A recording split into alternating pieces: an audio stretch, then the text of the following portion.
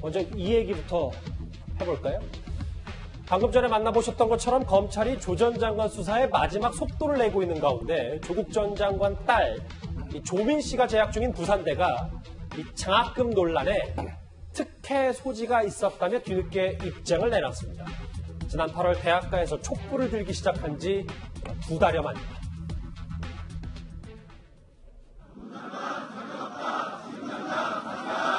쏟아지는 억 속에 뻔뻔하게 후안모치의 태도로 일관하는 조국 교수님이 우리의 선배라서 부끄럽습니다.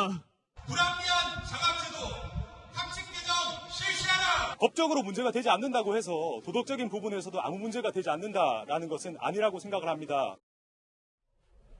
저때 옷 입은 옷차림만 봐도 벌써 추워졌는데 기간이 꽤 지났거든요. 이현정이. 그렇죠. 그런데 부산대가 뒤늦게 조민 씨의 장학금은 특혜 소지가 있다라고 오늘 오후에 입장문을 내놨습니다. 그렇습니다. 지금 뭐 고려대학교 같은 경우는 아직 그 조치를 취하고 있지 않는데 일단 부산대 의대 같은 경우는 지금 이제 이 장학금이 학교에서 주는 게 아니고 교수가 개인적으로 마련한 이제 소천 장학금이라고 있어요. 거기서 준 것인데 이거는 뭐 개인 장학금인데 그동안 뭐 줘도 된다라는 이야기가 있었지만 그러나 이것 또한 하나의 장학금이거든요. 그렇기 때문에 지금 부산대에서 하는 이야기는 결국 이거 특혜 소지가 있다. 왜냐하면 이거는 교수가 개별적으로 줄 수가 없다. 왜냐하면 지금 그동안 준 걸 보면 한 학생이 거의 학교 다닐 때 한 번 정도 받는 거였는데 조국 전 장관의 지금 딸 같은 경우는 6차례나 받았어요. 그러다 보니까 이게 굉장히 특혜성이 있다라는 지적이 있었지 않습니까? 그러다 보니까 앞으로 이 규정을 바꿔서 이런 부분도 모두가 학교에서 통제를 하겠다. 즉 일단 개인적인 장학금이라 하더라도 학교 측에서 누구한테 줄 것인지의 문제에 대해서 이제 통제를 하겠다. 이런 입장을 밝혔기 때문에 그러면 이 준 부분에 대해서는 어떻게 할 것이냐. 이건 좀 앞으로 또 관건이 남아 있습니다. 1,200만 원권이에요? 네.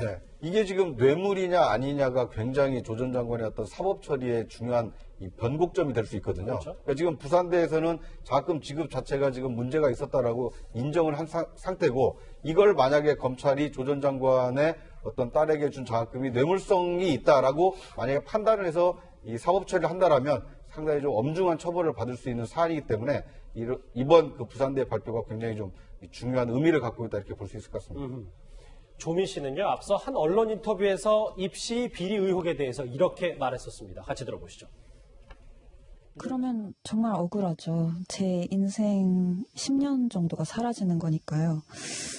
근데 저는 고졸돼도 상관없다고 생각하고 있습니다. 시험은 다시 치면 되고 30의 의사가 못 되면 40에 되면 된다고 생각합니다. 법정에서 최선을 다해서 진실을 밝히려고 노력할 것이고 제 삶도 이제 새로 개척해 나갈 것입니다.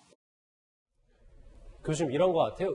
의혹 만약에 의혹대로라면 1,200만 원을 그 교수가 개인적으로 준 만약에 대가성이 있다면 그 부분도 짚어봐야 되지만 1차적으로 이 조민 씨의 입학 취소권도 좀 다시 들어봐야 되는 건 아닌가 싶습니다. 입학 취소에 대해서는 부산대가 이전에도 입장을 밝혔었죠. 그래서 만약에 총장상이 이제 위조가 된 게 법적으로 이제 사실로 확인된다면 입학을 취소할 수 있다. 이거는 이번에 처음 얘기한 건 아니고요. 부산대가 이제 전에도 이렇게 얘기를 해왔던 그런 사안입니다. 그래서 앞으로 뇌물죄 부분이나 이 부산대 의전원 입학 취소 관련한 것도 저희가 좀 꼼꼼히 살펴봐야 되겠네요. 뇌물죄가 근데 성립되려면 굉장히 좀 어려움이 좀 있을 것 같아요. 제가 봤을 때는 이제 청와대 이제 공직자로 들어가기 이전부터 이게 지급이 되었던 거잖아요.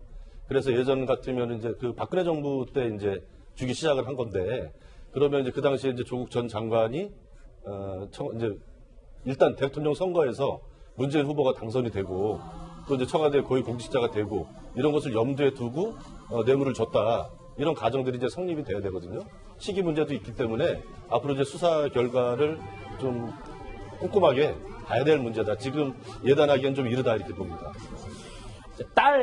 지금 부산대에서도 뒤늦게 장학금 특혜 의혹을 밝혔기 때문에 그리고 또 하나 부인 정경심 얘기를 좀 해봐야 되겠습니다. 법원이요 검찰의 요청을 받아들여서 정경심 교수의 성북동 상가에 재산 동결을 결정했다는 소식 어제 저희가 전해드렸었습니다. 그런데 그 배경이 조국 전 장관의 뇌물 혐의와 뇌물죄와 연관이 있다는 분석이 나왔습니다. 이수희 변호사님. 예. 성북동 상가를 법원이 검찰의 요청을 받아들여서 이른바 가압류 신청을 한 거잖아요. 못 팔게.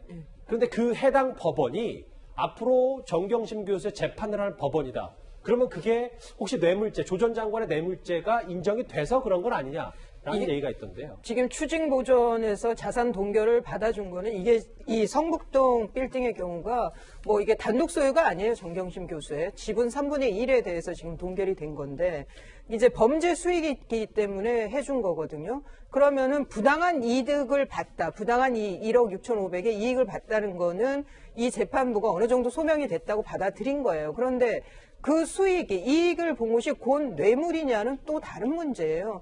뇌물이 되려면 대가관계부터 해서 조국 그 교수가 당시 민정수석이 알았느냐, WFN 주식을 이렇게 싸게 산다는 걸 알았느냐, 뭐 이렇게 밝혀야 될 요건들이 많기 때문에 동결 결정이 났기 때문에 곧 뇌물죄가 성립된다. 그렇게 단순하게 연결될 수는 없고 다만 이익을 본 것은 어느 정도 소명이 됐다고 봐야 된다. 그러니까 비공개 정보를 활용해서 차명 주식으로 어느 정도의 이익을 부당이득을 본 거는 맞다. 부당이득을 본 건 맞고 예, 그거에 예. 대해서 법원도 검찰의 소명을 받아들인 거죠. 예. 그렇죠. 뇌물죄로 가기까지는 조금 더 첫 단추이지만 시간이 좀 필요하다는 말씀하셨는데요. 그런데 최근 정경심 교수 측이 이 해당 상가 세입자들에게 월세를 올려달라고 했던 사실이 새롭게 전해졌습니다. 먼저 관련 목소리 들어보실까요? 요즘에 집세 올려달라고 동생분이 몇 번 왔다 갔지. 그리고 이거 건물 내놓은 지가 꽤 됐는데 부동산에 가면 몰라요? 우리가 알기로는 건물 내놓은 지가 오래됐어. 글쎄요. 이 부분은 뭐 월세를 올려달라 할 수도 있죠. 뭐 본인이 집주인, 이제 건물주라면. 다만 시점이 중요할 텐데 위원장 의원님. 수사 직후라는데. 그러니까 지금 현재 이제 정경심 씨의 동생이 아마 이제 건물을 관리하는 것 같아요. 그래서 세입자들한테 최근에 와서 수사한 직후에 이제 좀 이 월세를 올려달라고 요구를 했던 모양인데 여기가 보니까요. 보통 한 우리가 평당으로 이야기를 하겠습니다. 한 10평 정도 되면은 이제 보증금 한 500만 원에 월세가 한 50에 70만 원 정도 되는데 이제 올려달라고 이야기했는데 그 올려는 이유가 뭐냐면 결국은 아마 정경심 씨 입장에서는 현금이 많이 필요한 상황이 아닌가 생각이 들어요. 예. 최근에 아마 검찰이 공소장에도 밝혔지만 사실 이 수사가 진행되고 난 이후에도 차명 계좌를 통해서 주식 거래를 한 정황들이 나왔지 않습니까? 주식을 팔고 거래한 정황이 나왔는데 현재 정경심 씨 같은 경우는 원래 처음에 이 수사가 시작될 때 변호인이 18명이었습니다. 굉장히 메머드급 변호사인단을 구성을 했거든요. 아무리 뭐 조국 전 장관 같이 이제 알고 뭐 좀 이게 가격을 싸게 했다 하더라도 18명의 변호인을 수임하기 위해서는 굉장히 많은 돈이 필요할 겁니다. 최근에 8명을 일단 하고 10명만 줄였는데 그렇다 하더라도 변호인 10명을 하려고 그러면 이거는 기본적인 비용만도 꽤 들거든요.